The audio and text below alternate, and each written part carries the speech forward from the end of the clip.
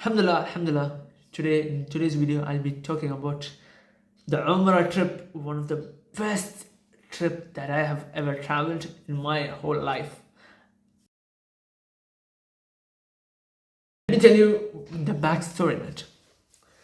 Maybe 2 or 3 months ago, me and my friends, Fajr men, we were chatting about should we go to Umrah. Those both, unfortunately, because of their situation, because of the visa situation, or because of their busy schedule, they couldn't come.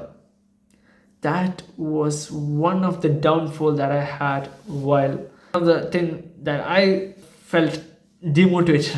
But alhamdulillah, I know even if I planned anything, Allah has a better plan, right? What happened? Alhamdulillah, another friend or another brother from another mother, Darwish, I contacted him. Alhamdulillah, he came. Alhamdulillah, he was so ready that I never thought that he would be ready. He was ready so badly. I actually contacted his brother, his younger brother, who is actually preparing for 12th board exam. May Allah make it easier for him and help him to score higher marks.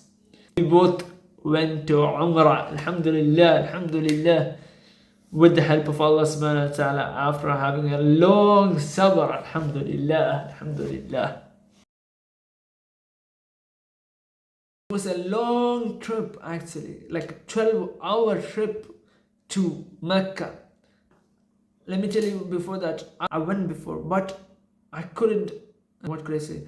I was too young. I wasn't satisfied. But now I thought I had to do something in the life.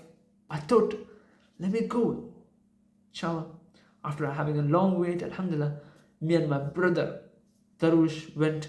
We know it's not for enjoyment, it's not a school trip or any other family trip or anything, but it's actually for to do the ibadah, worshipping Allah subhanahu wa ta'ala. We know that, we knew it. We went, Alhamdulillah. Alhamdulillah, we went.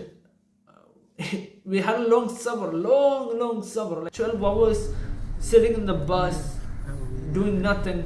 Like, it was kind of a tough and everything. Alhamdulillah, we have managed it. Alhamdulillah, we went there. Alhamdulillah, we went with the group called Bu Faisal. I'm not promoting, or I just don't want to, this video sponsor. When we went with that Umrah guide and everything, they helped us by letting us have a tutor. It's the Nazirka, okay? We went with Nazirka. Alhamdulillah, he has taught us a lot. He was kind of a gentle person. Help him to be in Jannat al-Firdaus, make his life easier. Let me tell you my first experiences when I saw Kaaba after a long time. Literally, I thought there were not much people as I've seen in the television. But when I went there, there was a big crowd. We reached Mecca like Jum'ah time. There were many people who were doing, and I thought the Kaaba was a bit small. That's what we see in the television, right? But that's not the case. The whole scene is different. The whole view is different. Subhanallah. I went there. All the sabr, all the waiting, all the hardship that I had, Alhamdulillah, everything just went when I saw the Kaaba. Literally, I have no words. Like, I just saw that. I just suddenly, Alhamdulillah, popped up. And one of the precious people said, okay, when you see the Kaaba, try to say something, some dua, that Allah subhanahu wa ta'ala will accept it. I don't know how much authentic it is, but after Alhamdulillah, I just made some du'as, and then we started doing tawaf 7 times, Alhamdulillah, and then it was too crowded. Alhamdulillah, we did. We went to Safa and Marwa, Alhamdulillah. So we went there, Alhamdulillah. We prayed there the Jum'ah, Alhamdulillah. And then we went to shave the whole head, Alhamdulillah, Alhamdulillah. That was one of the favorite part, which Darwish was waiting so much. From the start, he was saying that when should we shave our head? I said it is the last part, and then we went to Medina. Medina, we were only for 2 or 3 hours. I mean, like 3 or 4 hours.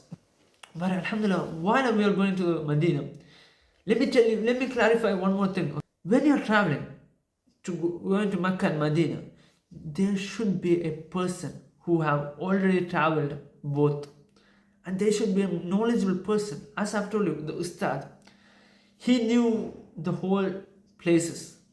When we were traveling, I knew the story, but when he reminded, I just didn't want to say this part actually. But let me tell you, okay. So when he reminded, which is like the Ansaris treated our beloved Prophet Muhammad Sallallahu Alaihi Wasallam in a best, in a nice way. Suddenly, I got a goosebumps. Like my hairs were standing. Literally, my hairs were standing. Something in the head was shivering. I cried though. Literally, I was crying. I was crying like this. Like I was like, no, Harun, don't cry.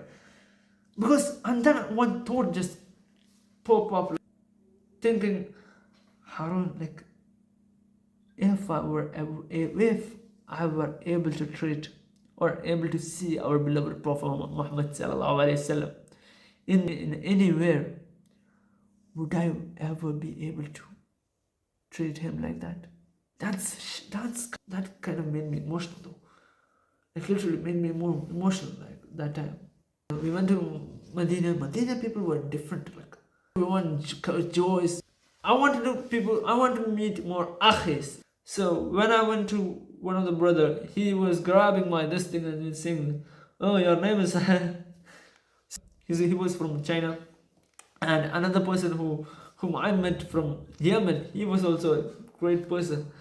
Different people were there. Subhanallah, had a different approaches. Subhanallah. May Allah all accept all their prayers, and may Allah help you to come in Umrah and have a wonderful experience, more than I had.